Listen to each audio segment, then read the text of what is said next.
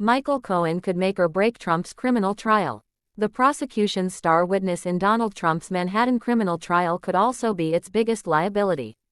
Michael Cohen, Mr. Trump's former personal attorney, is expected to take the stand to testify against the man he once reverently referred to as the boss.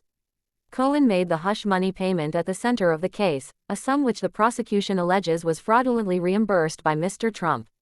He could provide essential testimony for prosecutors.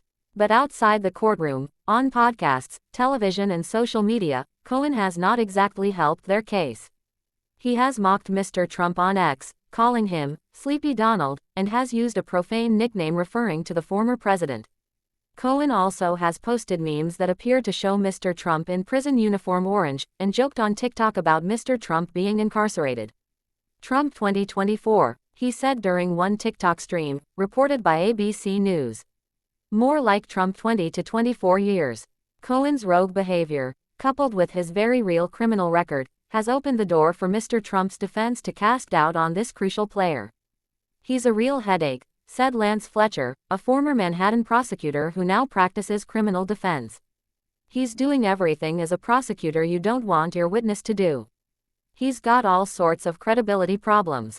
An attorney representing Cohen declined to comment for this story. In 2018, Cohen pleaded guilty to 8 felony counts including tax offenses, fraud and campaign finance violations. The latter charge stemmed from the very same hush money payment at the heart of Mr. Trump's case.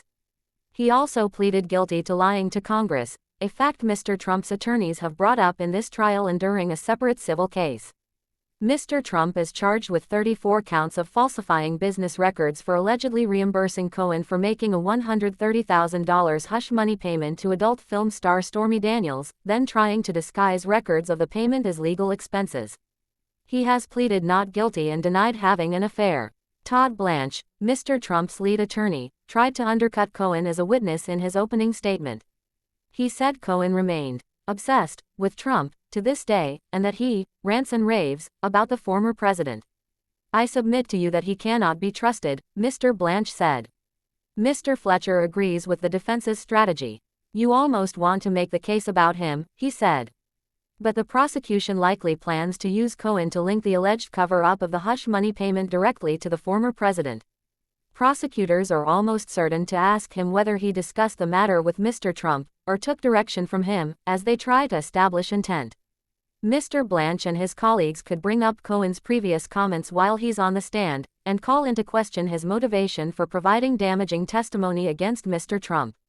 His attorneys already have alleged Cohen is profiting off Mr. Trump's legal problems through his podcast, TikTok streams, and books.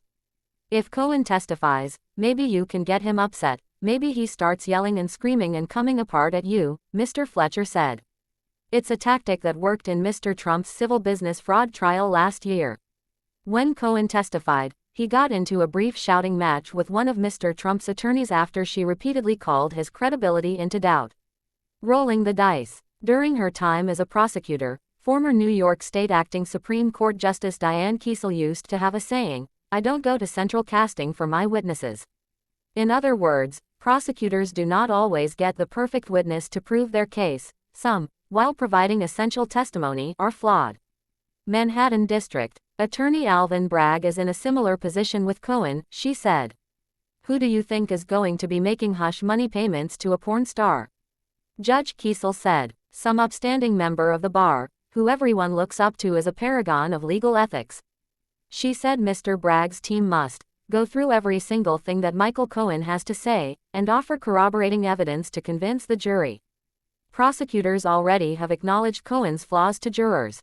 During opening statements, Assistant District Attorney Michael Colangelo told the jury, "You will need to keep an open mind about Cohen, and keep in mind all the evidence that corroborates Michael Cohen's testimony."